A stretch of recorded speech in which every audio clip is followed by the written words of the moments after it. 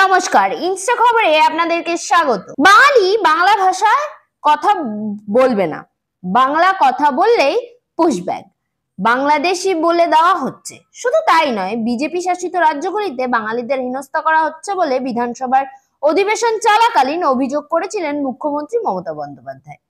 এমনকি একাধিক রাজ্য থেকে বাঙালিদের আটকে রাখার অভিযোগে প্রকাশ্যে এসেছিল।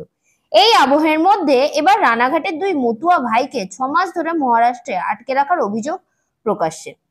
বিজেপিকে ভোট দিয়েও বিজেপি শাসিত রাজ্যে হেনস্থার অভিযোগ। তাদের এই ভিডিও পোস্ট করলে প্রধানমন্ত্রী নিশানা রাজ্যসভার সাংসদ সামিরুল ইসলামের। এই দিন সামিরুল একটি ভিডিও পোস্ট করেন সোশ্যাল মিডিয়ায়। সেখানে তিনি লিখেছেন, রানাঘাটের বাসিন্দা নিশিকান্ত দুবের দুই ছেলে মণিশঙ্কর ও নয়ন মহারাষ্ট্রে কাজে গিয়েছিলেন, কিন্তু তাদের 6 মাস ধরেই সেই রাজ্যে পুলিশ আটকে রেখেছে।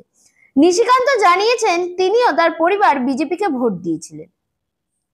সামিরুলের পোস্ট করা ভিডিওতে এক ব্যক্তি বলতে শোনা যাচ্ছে, যারা ধরা পড়েছে তাদের আধার কার্ড, ভোটার কার্ড সবই রয়েছে, তারপরেও তাদের মহারাষ্ট্র পুলিশ গ্রেফতার করেছে।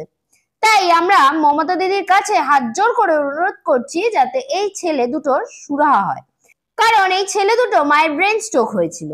গ্রামবাসীদের সাহায্যে ওর চিকিৎসা চলছে। ছেলে দুটো কাজের জন্য বাইরে। দিদির কাছে অনুরোধ, যদি ছাড়িয়ে আনা যায়। আমরা বিশেষ করে মতুয়ারা প্রধানমন্ত্রী ও বিজেপিকে ভোট দিয়ে ভুল করেছি।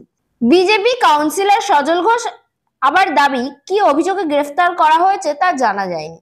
মতুয়ার দায়িত্ব সামিরুলকে নিতে হবে না, ওদের দায়িত্ব নেওয়ার জন্য জনতা পার্টি আছে। কি অভিযোগে গ্রেফতার করা হয়েছে তা কেউ জানে না।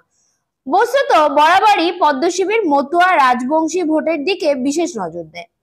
26-এর ভোটের আগে যখন বাড়ি বাড়ি এ রাজ্যে প্রচারে আসছেন নরেন্দ্র মোদী, ঠিক তার আগে সামিরুলের এই পোস্ট নিতান্তই রাজনৈতিক জল্পনা বাড়াচ্ছে। ব্যুরো রিপোর্ট, ইনস্টা খবর।